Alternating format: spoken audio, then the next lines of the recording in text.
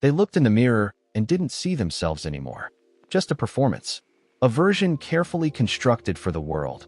Always smiling, always composed, always just one step away from falling apart. And maybe that's you too, because somewhere along the way, we started confusing perfection with worth. We started believing that being loved meant being flawless. That unless we had it all together, we didn't deserve connection, joy, rest, or even basic kindness. So we try. Oh, how we try. We count the calories. We track the to-do lists. We reread the messages before hitting send. We filter, we compare, we perform.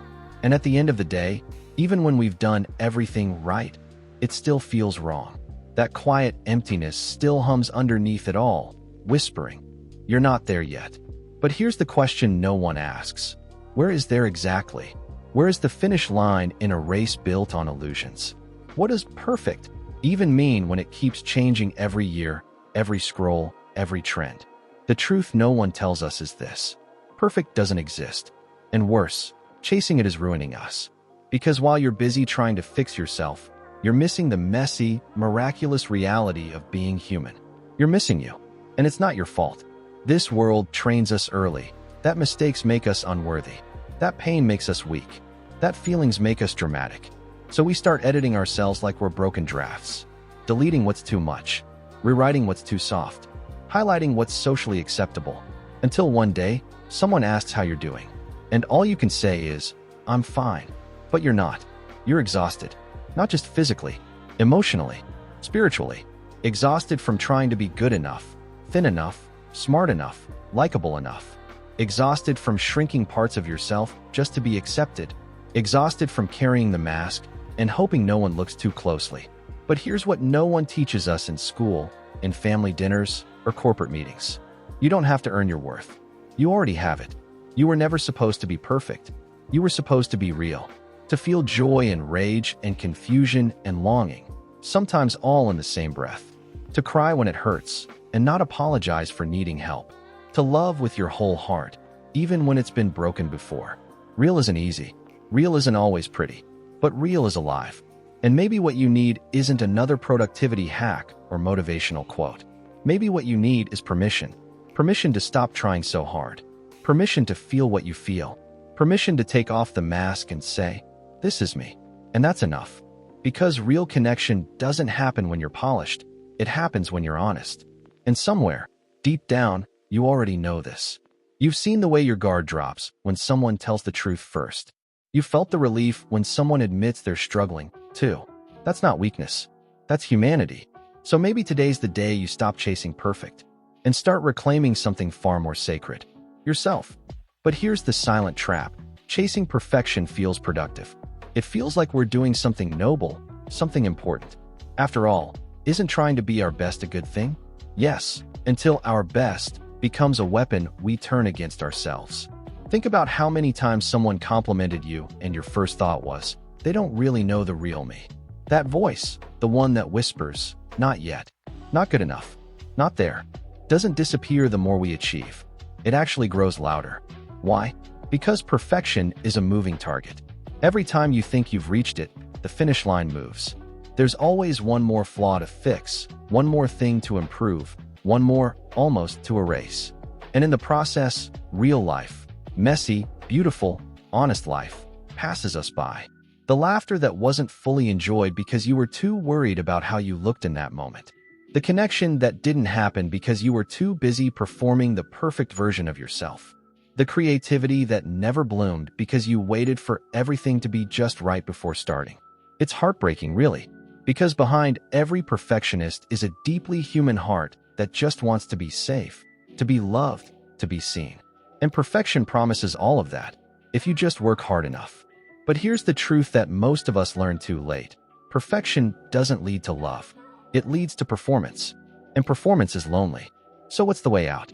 It starts by looking at the real you. Not the curated version, not the filtered self, but the messy, vulnerable, unfinished you, and choosing to stay. Choosing to say, "You're enough." Right now, not someday. Now. That's not resignation. That's power. Because when you stop spending all your energy hiding your imperfections, you free up space to actually grow. Not to become perfect, but to become whole. You begin to notice how your flaws are actually fingerprints of your story. The scar on your heart, it means you tried. The hesitation in your voice, it means you care. The doubts in your mind, they mean you're human and still in the fight. That kind of self-acceptance isn't weak. It's the strongest thing you'll ever do. But let's be real, it won't happen overnight. You've spent years building a life around avoiding failure, avoiding judgment, avoiding being less than. So how do you start letting go? One small act at a time. It might mean posting something that isn't polished and not deleting it. It might mean telling someone, I'm struggling, even when you're used to being the strong one. It might mean choosing rest when the world is screaming, push harder. These aren't grand gestures. They're quiet revolutions. Because every time you act in a way that says, I don't need to be perfect to be worthy, you chip away at the lie that's been holding you hostage. And over time, those chips become cracks. And those cracks, they let the light in. But here's the part that really matters. When you start embracing your own realness, you give others permission to do the same. Your courage becomes a mirror. Your authenticity becomes an invitation. Think about that for a second. What if your imperfect life could become the reason someone else stops pretending?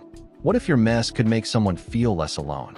That's the kind of impact that no perfect image can ever create. Because people don't connect with your perfection, they connect with your humanity. They don't fall in love with your highlight reel. They fall in love with the parts of you that feel like them.